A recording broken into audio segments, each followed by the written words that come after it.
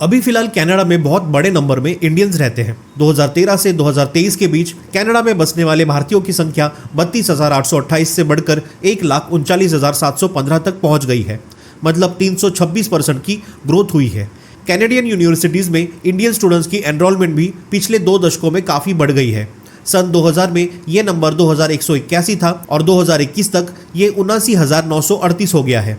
2016 से 2019 के दौरान यूएस यूनिवर्सिटीज़ में एडमिशन लेने वाले इंडियन स्टूडेंट्स की संख्या में 13% की गिरावट आई है। लेकिन इसी दौरान कैनेडियन यूनिवर्सिटीज़ में 182% का ग्रोथ देखा गया है। कनाडा इंडियन स्टूडेंट्स के लिए एक पसंदीदा डेस्टिनेशन बन गया है।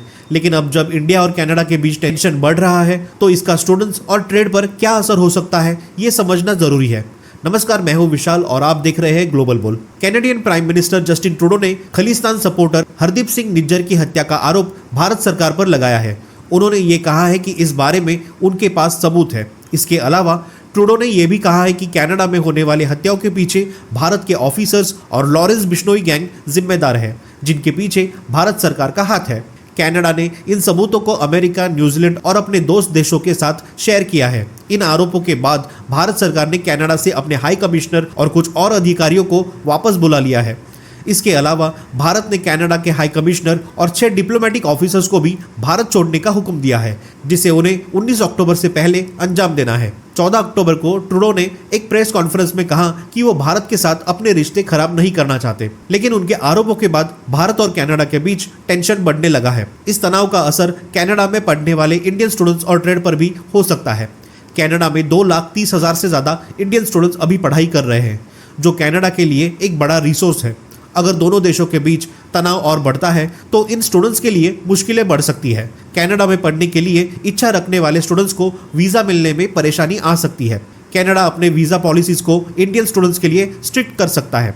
अगर हम पहले के ट्रेड्स को देखें तो तनाव की वजह से इंडियन स्टूडेंट्स को कनाडा का वीज़ा मिलना मुश्किल हो जाता है। वीज़ा के रूल्स बदल सकते हैं और इसका असर सिर्फ इंडियन स्टूडेंट्स पर ही नहीं बल्कि वर्ल्ड वाइड स्टूडेंट्स पर भी हो सकता है।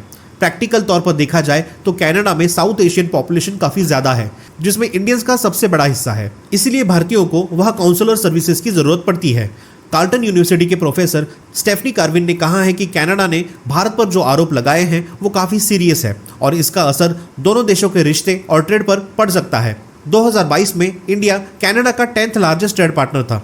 दोनों देशों के बीच गुड्स का बायलैटरल ट्रेड 10.50 बिलियन US$ था, जिसमें कनाडा से 6.40 बिलियन USD की एक्सपोर्ट होती थी और 4.1 बिलियन USD की इंपोर्ट होती थी। फाइनेंशियल, IT और सर्विसेज सेक्टर में भी दोनों के ट्रेड का टोटल वॉल्यूम 8.74 बिलियन US$ तक था। राउटर्स की रिपोर्ट के मुताबिक कनाडा की 600 से ज़्यादा कंपनीज और इंस्टीट्यूशन इंडिया में है। अगर दोनों देशों के रिश्ते और ख़राब होते हैं तो इसका असर ट्रेड पर भी हो सकता है। सिर्फ इंडिया ही नहीं, कनाडा को भी इस तनाव की वजह से मुश्किलें झेलनी पड़ सकती है। अल जजीरा के एक रिपोर्ट के मुताबिक यूरोपियन यूनियन, अमेरिका और ऑस्ट्रेलिया अभी भारत के साथ अपने रिश्ते मजबूत कर रहा है और कनाडा अपने दोस्त देशों से अलग हो रहा है।